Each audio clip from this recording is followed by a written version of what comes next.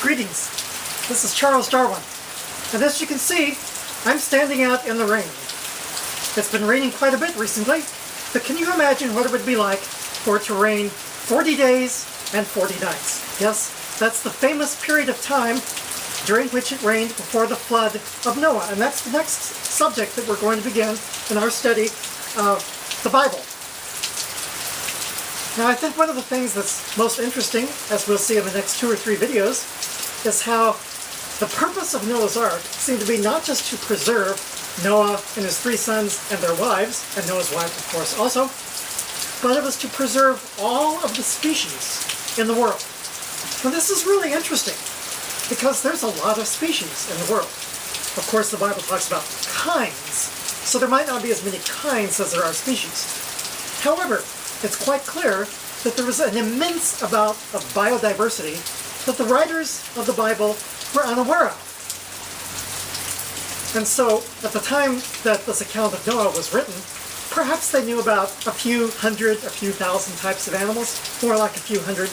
They knew about cows and sheep and goats, things like that, but they had no idea. Oh, there goes the thunder. They had no idea about the immense diversity of the rainforests, and that there were such different places as remote Siberia, even though there's not very many species there. And yet somehow Noah was supposed to bring all of the kinds of animals onto the ark, presumably the 350,000 species of beetles.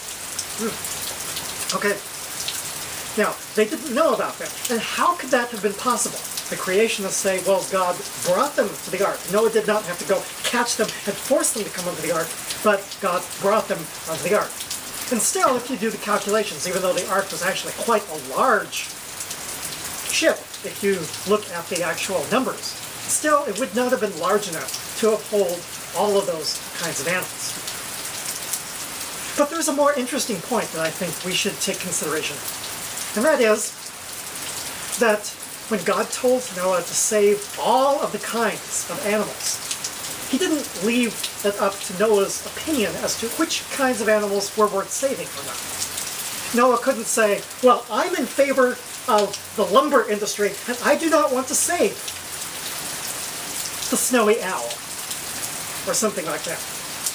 God wanted Noah to save all of the kinds of animals, even if they were animals, some kind of scorpion or some kind of earthworm or something like that, to save all of the animals, even if Noah did not understand what was so important about them. This has an environmental message today, an environmental message that I fear is disregarded by many religious conservatives, and that is that all species have some kind of importance in the world. And although it may be possible to lose a few of them without having any considerable damage to the ecosystem, still they all have some role to play that cannot be entirely replaced by some other species. At considerable inconvenience, if you were to accept the story of Noah as being literally true, Noah came to realize this. This is Charles Darwin. Tally ho, and amen.